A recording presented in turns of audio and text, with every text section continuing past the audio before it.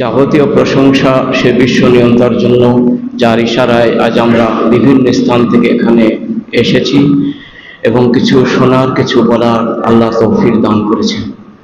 অতঃপর ধর্মের গুরু, কর্মের সেরা জনাবে মুহাম্মদুর রাসূলুল্লাহ সাল্লাল্লাহু আলাইহি ওয়াসাল্লামের উপর শত কোটি শান্তির সুধা বর্ষিত হোক। আল্লাহুম্মা সাল্লি আলাইহি ওয়া বারিক আলাইহি। আজকের সংক্ষিপ্ত আলোচনা রাখব আমাদের মৃত্যুর সময় কি রকম হবে, মানে মৃত্যুর আগে তার করণীয় কি এবং মৃত্যুর সময় কি, মৃত্যুর পরে কি করণীয়, এই সম্বন্ধে আলোকপাত হবে ইনশাআল্লাহ। ওমা তৌফিক ইল্লা বিল্লাহি আলাইহি তাওয়াক্কালতু ওয়া ইলাইহি উনীব। ওয়াইজা মারিজ, আল্লাহ তাআলা বলেন যে রোগ বা অসুস্থতা যে আল্লাহ দিয়ে থাকেন, ফাহুয়া ইয়াশফিন, তিনি নিরাময় করেন, তিনি সুস্থতায় পরিণত করেন। তাহলে মহান আল্লাহ তাআলাই পরীক্ষা নিরীক্ষা, যাচাই ছাঁচাই বাছাই করার জন্যই মুমিন বান্দাবান্দিগুলোকে মানে প্রতি মাসে মাসে, প্রতি বছরে বছরে, প্রতি দিন বিভিন্ন পরীক্ষার সম্মুখীন করানো হয়। কে করেন? মহান আল্লাহ তাআলা। যে ও ডাইরেক্ট চিকিৎসালয়ে গেল না, প্রথমে আমার প্রশংসা করলো যে আল্লাহর কাছে কিছু দোয়া দরুদ মুখস্থ আছে, কিছু ঝাড়ফুঁক জানে, নিজে নিজে কিছু পড়লো, আল্লাহর কাছে নিয়ে আল্লাহর আশা করি ডাক্তারখানায় গেল। এটা আল্লাহ তাআলা দেখতে চাইছেন। যদি দেখা যায় আল্লাহর শুকরিয়া আদায় করলো না, সে সরাসরি ডাক্তারখানায় চলে গেল, আল্লাহর কাছে কিছু আবেদন করলো না এই সুস্থতার জন্য, তাহলে সে আল্লাহকে মানলই না, তাহলে সে তার কোনো অসুখের কোনো নেকি পাবে না। এই আয়াতে বোঝা যাচ্ছে। দ্বিতীয়ত মহানবী যেটা বললেন সহিহ বুখারীর 5321 নম্বর হাদিসে, মাইয়ুরিদিল্লাহু, আল্লাহ যাকে কল্যাণ চান তাকে কি করেন? বিহি খায়রান, তাকে উত্তম কাজ করার তৌফিক দান করেন। আর ইসিব বিনহু, তার অবশ্যই অবশ্যই বিপদ আপদ খুব বেশি বেশি তাকে দেওয়া হয়। যাকে আল্লাহ ভালো চায় যে একে জান্নাতে নিয়ে যাবই, এর মৃত্যু হবে আর জান্নাত চলে যাবে, তাকে অত্যাধিক পরীক্ষার সম্মুখীন ফেলা হয়। তাকে কষ্টর ওপরে কষ্ট, তাকে অসুখের ওপরে অসুখ, একটা অসুখ ভালো নাই হতে, একটা সুস্থতা নাই হতে দ্বিতীয় আবার একটা শুরু করে দেওয়া হয়। কে বলছেন? মহানবী বলেন যে মাইয়ুরিদিল্লাহু বিহি খায়রান, তাকে আল্লাহ ভালোবাসেন, যাকে খুব ভালোবাসেন, আদর করেন, যত্ন সোহাগ করেন, যাকে জান্নাতে নিয়ে যাব, তাকে আল্লাহ কঠিন ব্যাধিগ্রস্ত করে দেয়। বিভিন্ন পরীক্ষা করা হয়, সময় সাপেক্ষ হবে না বলে বলছি, হাজার রকমের পরীক্ষা আছে। সেই পরীক্ষার সম্মুখীন আমরা কি বলি? দুনিয়ার মানুষ ও কঠিন পাপ করেছে, তার জন্য ওর সাজা চলছে, পাপ বাপকেও ছাড়ে না, এ কথার কোনো ভিত্তিই নেই। বরং যারা বেশি বেশি কষ্ট পায় এবং মৃত্যুর সময় কঠিন কষ্ট পায়, তারা সহজে জান্নাত চলে যায়, আর যারা কষ্ট পায় না তারা খুব মুশকিল। এটা হাদিস অনুযায়ী।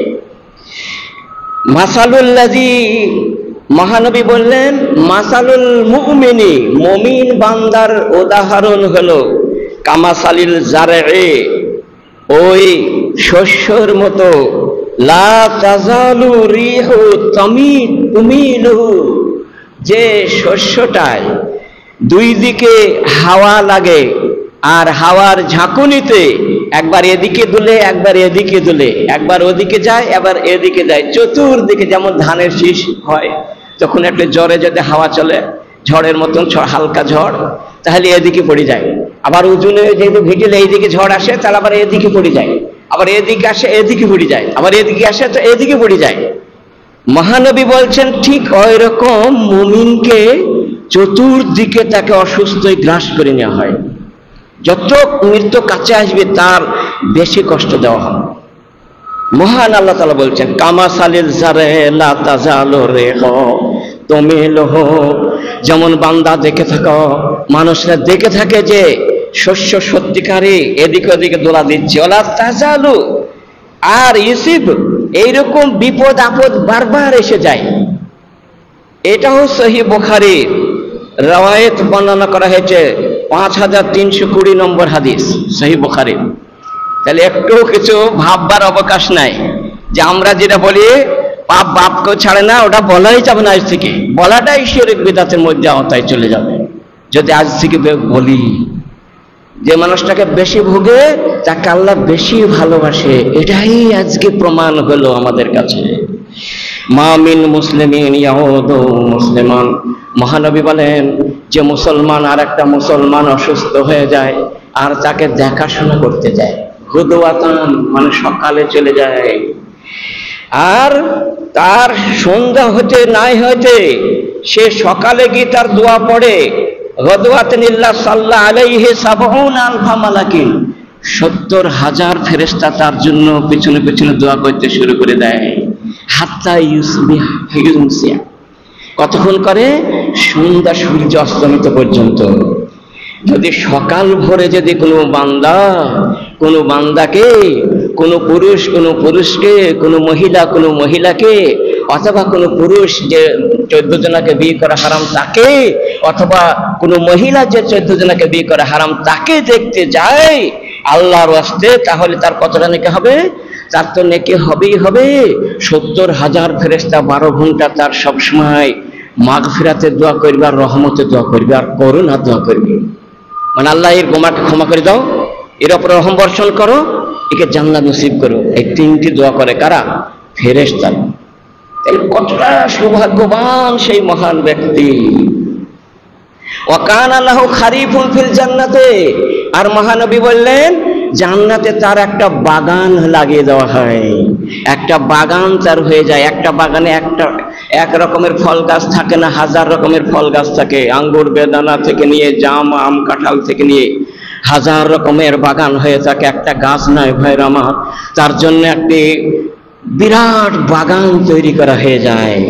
যদি কোনো মানুষ অসুস্থ ব্যক্তিকে দেখতে যায়, সহিহ তিরমিজিতে এই হাদিসটা বর্ণনা করেছে 909 নম্বর হাদিসটা, 7খানা রয়েছে, তাতে সবকটাই আলবানী সহিহ বলেছেন। তাহলে আমরা বুঝতে পারলাম যে নেকি সত্যি এদিক ওদিকে ছোটাছুটি করছে, আমরা গ্রহণ করতে পারছি না, আমল নামায় ঢোকাতে পারছি না। এইখানে যে আমি উঠলাম, বললাম 9টা সিঁড়ি আছে, এইখানে যদি আমি ওঠার সময় বলে থাকি যে আল্লাহু আকবার আল্লাহু আকবার, আর নামার সময় যদি বলি সুবহানাল্লাহ সুবহানাল্লাহ, তাহলে কোরআন মাজিদে এটা আছে যে সূরা তওবায় 72 নম্বর আয়াতে, আর সূরা হাশরের শেষ রুকুই আছে কি আল্লাহু আকবার আর সুবহানাল্লাহ। তাহলে 8খানা করে অক্ষর আছে, তাহলে 8 10 80টা নেকি হলো, আর সুবহানাল্লাহ তো 8খানার অক্ষর আছে, ও তো 80টা নেকি হলো, 80 80 160টা নেকি হয়েছে। যারা এখন বলিছে, যারা বলবে একবার বলিছে যারা 80টা হয়েছে, আর যাবার সময় যারা বলবে আবার 80 হবে, দিয়ে 160। আর এর মধ্যে যারা বলেনি তারা ফাঁকা, বেকার। ওসব শুনতে আসাই ভুল আমাদের। আমল যদি না করি আজকে শোনার পরে জীবন ভর, তাহলে তো বেকার আসা আমার। কিয়ামত দিনে আল্লাহর কাছে কৈফিয়ত লাগবে যে কি শুনেছ, ওখানে আমল করেছ, নিজের বিবেকে কি বলে আমল করেছ তো, না কি করেছ, না এসে শোনাই হয়েছে, জিজ্ঞাসা করা হবে। বুখারীতে 9টা অধ্যায়ে এই হাদিসটা বর্ণনা করা হয়েছে 9 বার। আলা কুল্লুকুম রাইন ওয়া কুল্লুকুম মাসউলুন আন রাইয়াতিহি, বলো তুমি কি শুনে আসলে আজকে, আর তোমার বিবেকে কি বললে, আর কি কি আমল তোমাদের শুরু হলো। তাহলে এগুলা বলা বলে করতে হবে। তো আমি সময় পাবো না সেজন্য আর 10 মিনিট সময় কিছুই নাই। আমি মুমূর্ষ ব্যক্তি সম্বন্ধে বলবো বলে উঠেছি, কিন্তু তার আগের কয়েকটা হাদিস বলবো বলে সেটা হলো না, সবকটাই ছেড়ে দিলাম। দেওয়ার পরে লাস্ট ফিনিশিং চলছে। লাস্ট ফিনিশিং একটা চলি, যে আর একটা হাদিস খুবই জবর হাদিস, সেটা বলি। মান আদম মারিজা, যে ব্যক্তি অসুস্থ ব্যক্তিকে দেখতে গেল, আও যারা আখান, অথবা কোনো ভাই অসুস্থ নয়, সুস্থই আছে, ভালোই আছে, তার বন্ধু, দিনই বন্ধু, তাকে খোঁজ খবর দেওয়ার জন্য এমনি খুশিতে দেখতে গেল, একদিন হঠাৎ করে দেখতে গেল, আল্লাহর রাস্তে না দামুনাদিন, আকাশ থেকে আকাশ আছে, আওয়াজ এসে যায় ফেরেশতা আন তিবজা, তুমি এর ওপরে আনন্দদায়ক থাকো, মোবারকবাদ। অদ্দাবদামম শাকা, তোমার এই পথ চলাটা তোমার জন্য আল্লাহর পথে হলো। আর শুধু তাই না, তাবারাত ফি জান্নাত মানজিলাকা, তোমার জান্নাতে একটি ঘর অধিকার করে ফেললে আজকে। তাহলে কারা বলে? ফেরেশতারা বলে। সেই লোকটাকে বলে। তাহলে তিনখানা হাদিস শুনলেন, অবশ্যই চেষ্টা করবেন এটা হাদিসটাকে। এই হাদিসটাও বর্ণনা সহিহ বুখারীতে 2008 নম্বর হাদিস। মুমূর্ষু ব্যক্তির কথা চলছে। এবার মুমূর্ষু ব্যক্তিকে তালকিন দিতে হয়। মানুষ খাবি খাচ্ছে, 10 মিনিটের মধ্যে মারা যাবে, হয়তো 20 মিনিট সময় আছে। এরকম টাইমে ফেরেশতারা রাহমাতুল মালায়েকাতে ও গজবুল মালায়েকাতে, রহমতের ফেরেশতা এক ঝাঁক চলে আসে আর গজবের ফেরেশতা এক ঝাঁক চলে আসে। এখন কিন্তু মালাকুল মউত আসেনি, তার আগেই 2 ঝাঁক ফেরেশতা চলে আসে, 2টো দল এসে যায়। এসে ওই মানুষটা যে মারা যাবে তার নজর থেকে যতটা দূর আছে অতটা দূরে এসে বসে থাকে, একটা ডাইনে একটা বাঁয়ে বসে থাকে, তার কাছে আসে না। দিয়ে এইবার তারা এসেছে, রহমতের ফেরেশতাকে জান্নাতে নিয়ে যাবো, জান ছাড়িবার নিয়ে চলে যাব, আর এরা বলবে জান ছাড়িবার ওকে জাহান্নামে নিয়ে যাব। এই 2 জনাই খুনোখুনি করছে, তাদের তো ডিউটি পালন করতে হবে। এইরকম চলছে। ইতিমধ্যে আর 10 মিনিট সময় আছে। এইবার হঠাৎ করে তারা তখন উদ্ভাসিত হয়ে গেল। তারপর মহানবী বললেন, হঠাৎ করে চলে আসলো মালাকুল মউত আসার আগে, কিন্তু ওই এক ঝাঁক যে ফেরেশতা আছে তার লেগে কিছু দোয়াও করতে লেগেছে। যারা বুঝতে পারে যে লোকটা কেমন হবে, তার জন্য বেশ কয়েকটি দোয়া শুরু করে দিলেন। আর মুমূর্ষু ব্যক্তির কাছে শুধু তালকিনটা এমন হবে করতে হবে যে লা ইলাহা ইল্লাল্লাহ, মান আখিরু কালামিহি লা ইলাহা ইল্লাল্লাহ দাখালাল জান্নাতা। মহানবী বললেন, তিরমিজিতে হাদিস 3116 নম্বর হাদিস, যে ব্যক্তি শেষ কলেমা তাওহীদের উপরে মারা গেল, লা ইলাহা ইল্লাল্লাহ বুঝে মেনে সুন্দরভাবে বলে মারা গেল, সে জান্নাতে প্রবেশ করে গেল। তাহলে সেই হাদিসে পেলাম। সেজন্য সেই সময়তে বলার সাহসও হয় না। সেজন্য মহানবী বললেন, যে লোকগুলা তার পাশে বসবে তাদের 3 রকমের যেন গুণ থাকে। এক রকম গুণ কি? সে যেন তাকদীরের উপরে কঠিন বিশ্বাস থাকে, ভাগ্যের উপরে যেন হেভি বিশ্বাস থাকে। নম্বর 2, প্রচন্ড ধৈর্যশীল হয় যেন। আর মহিলাদের থাকে ধৈর্যশীলা হতে হবে। প্রচন্ড তাকদীরের উপরে বিশ্বাস আর ধৈর্যশীলা মহিলা হতে হবে, ধৈর্যশীল পুরুষ হতে হবে, তবেই সে মরণমুখী মানুষের কাছে বসতে পাবে, নচেত না। যদি নিজের ছেলেও হয় নিজের মেয়েও হয় তবুও বসতে দেওয়া যাবে না, যদি এই অধিকার 3টি না থাকে তার ভিতরে।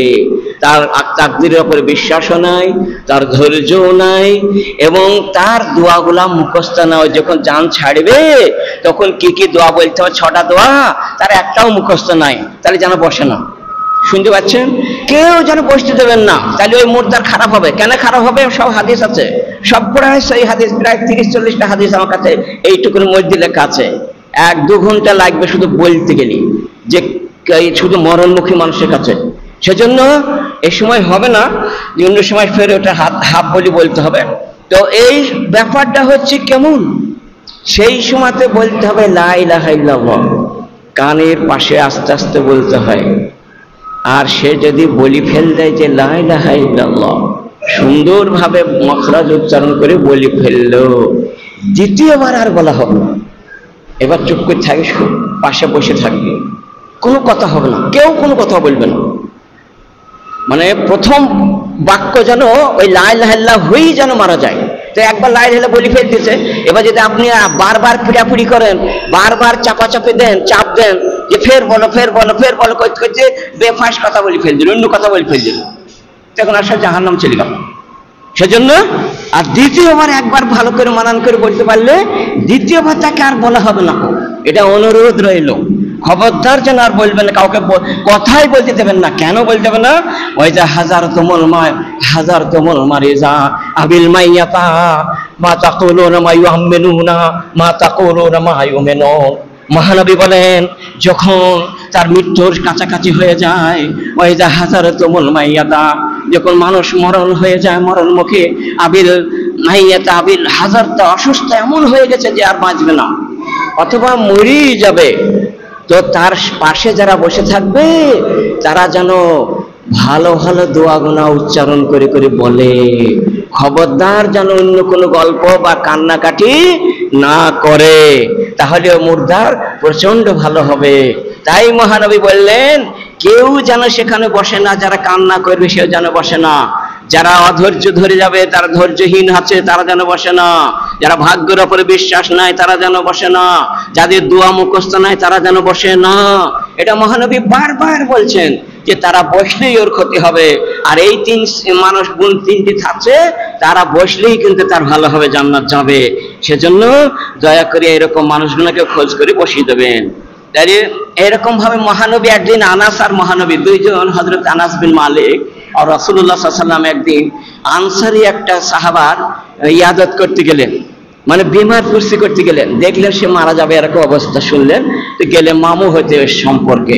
তিনি বললেন, মামু, মামা যান, তুমি লা ইলাহা ইল্লাল্লাহ বলো গো। মহানবী বললেন কানের কাছে গিয়ে। আর মামা বলল, জি আমি নিজে বলি লা ইলাহা ইল্লাল্লাহ, বলতে দেবেন? হ্যাঁ বলো। তিনি বললেন লা ইলাহা ইল্লাল্লাহ। মহানবী খুব খুশি হলেন, সে নিজেই বলে ফেলল। তারপরেই 10 মিনিট পর সে পরলোক গমন করল, জান্নাত চলেই গেল। একটা হাদিস বললাম, অবশ্যই এটা খেয়াল রাখবেন যে এইসব হাদিসগুলো সবই সহিহ মুসনাদে আহমদে 12,899 নম্বর হাদিস, যেটা এখনই বললাম। মহানবী যিনি আনসারদের, তিনি বেমার কুর্সি করতে গেছিলেন, তাকে দেখলেন আর সে জান্নাত চলেই গেল। কেন গেল? তার লা ইলাহা ইল্লাল্লাহ পড়ল তার জন্য। তাহলে বোঝা গেল একবার বললে দ্বিতীয়বার চাপ সৃষ্টি করা যাবে না। ওই সময় অনেক বেদাতি কাজ শুরু করে দেয়, কেউ কোরআন পড়ে, কেউ দেখা যায় অন্য বড় বড় দোয়াগুনা এসে সব বিভাগ দোয়াগুনা পড়তে শুরু করে দেয়, কেউ দেখা উত্তর দিকে মুখ করে, এখন মরে যাবে, কিবলার দিকে মুখ না, পূব দিকে আছে উত্তর দিকে করে দেয়, কেউ টুপি মাথায় দিয়ে দেয়, কেউ অমুক করে, কেউ তমুক করে, এগুলা সব বিদআত, এগুলো সব শিরক, এগুলো করা যাবে না। কি করতে হবে তাহলে? সাঈদ বিন মুসাইয়্যব একসময় মরণমুখী হলেন, এরা মরিয়ে যাবেন, আর এক টাইমে তিনি অজ্ঞান হয়ে পড়ে আছেন। সেই সময় দেখছে আমার মাথাটা ছিল অন্য লাইনে, কিবলামুখী ছিল, আর হঠাৎ করে উত্তর দিকে কে করে দিল, জ্ঞান যখন আসলো তখন থেকে উত্তর দিকে বলে, এটা আর করলো বিদআত কাজকে করলো। খবরদার বেটি, আবার সরে গিয়ে আবার যে মুখে ছিলেন সেই মুখেই হলে। তাহলে বোঝা গেল যে মুখে মরবে সেরই থাকতে হবে, যেন নড়ানো হবে না, বিদআত শিরক মনে থাকবে।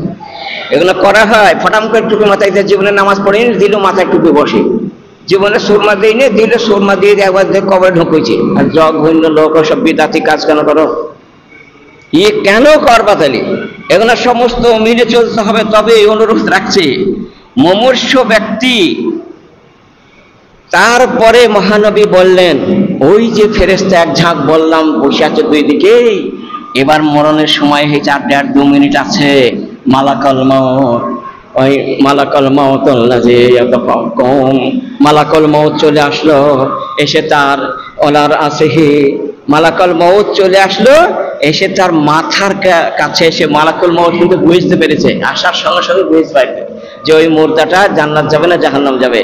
তাই মালাকুল মাউত এসে একটা কথা বলল, উখরিজি, তার মাথার গোড়ায় বসলো, একটু বসলো, বসে উখরিজি হামিদাতান আইয়ুহান নাফসুত তাইয়্যিবা, সে বলল উখরিজি হামিদাতান, আল্লাহর প্রশংসিত আত্মা, তুমি সুন্দরভাবে বের হয়ে চলে এসো।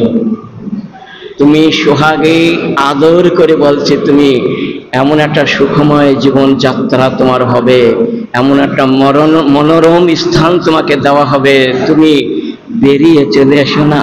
নাফসুত তাইয়্যিবা, তুমি পবিত্র আত্মা, প্রশান্ত আত্মা, তুমি বেরিয়ে চলে আসো। ইয়া আইয়াতুহান নাফসুল মুতমাইন্না, হে প্রশান্ত আত্মা, তুমি তাড়াতাড়ি বেরিয়ে চলে এসো। ইরজিই ইলা রাব্বিকি, তেমন একটা জায়গা যাকে তোমাকে নিয়ে যাওয়া হচ্ছে, তোমার প্রভু তোমার উপরে সন্তুষ্ট, আর যা তোমাকে দেবে তুমিও খুব কঠিন পেয়ে সন্তুষ্ট হয়ে যাবে। কোন অসুখে বলছে, মালাকুল মাউত বলছে, যাকে আপনারা আজরাইল বলেন, কিন্তু কোরআনের ভাষায় মালাকুল মাউতই বলতে হয়। আবিশিরি, আর বলা হবে তুমি শুভ সংবাদ গ্রহণ করো, রাইহানে, তুমি খুশবু সহ তুমি গ্রহণ করে নাও। রাব্বি গায়রু গাজবান, তোমার রব তোমার উপরে কোন রকমের ক্রোধের নাই, তোমার রব তোমার উপরে খুশি হয়ে আছে, তুমি তাড়াতাড়ি বেরিয়ে চলে আসো। মহানবী বললেন, একটা কলসি থেকে যেমন সুন্দর করে পানিটা নিচের দিকে গড়ানো হয়, ওই রকম সেকেন্ডের মধ্যে আজরাইল সেকেন্ডের মধ্যে মালাকুল মউত হাতে নিয়ে নেয়। ওটা মনে হয় কঠিন ভারী, এবং মনে হয় ইয়াসালুনাকা আনির রূহ কুলির রূহু মিন আমরি রাব্বি ওয়া মা উতীতু মিনাল ইলমি ইল্লা কালিলা। এই আয়াত যখন নাযিল হয়, কুলির রূহ, রূহ সম্বন্ধে মানে আত্মার সম্বন্ধে জিজ্ঞাসা করা হলো। আত্মার একটা বিরাট কিছু আছে, তাই অনুভব করলেন। ওরা মাত্রই তিনি নেওয়ার সঙ্গে সঙ্গে হাতটা তাখরুজু বেরিয়ে চলে আসলো। সুম্মা ইয়ারুজু ইলাস সামায়ে, ওই যে এক ঝাঁক রহমতের ফেরেশতা ছিল একদল 7-8 জন, ওই দল ফেরেশতার হাতে দিয়ে দেওয়া হলো। কে দিল? মালাকুল মউত দিয়ে দিলেন। ইয়ারুজু ইলাইহিস সামায়ে, আকাশের দিকে উঠতে লাগলো। আমি মাঝখানে এসেছি, কিন্তু আকাশের দিকে নিয়ে চলে গেল।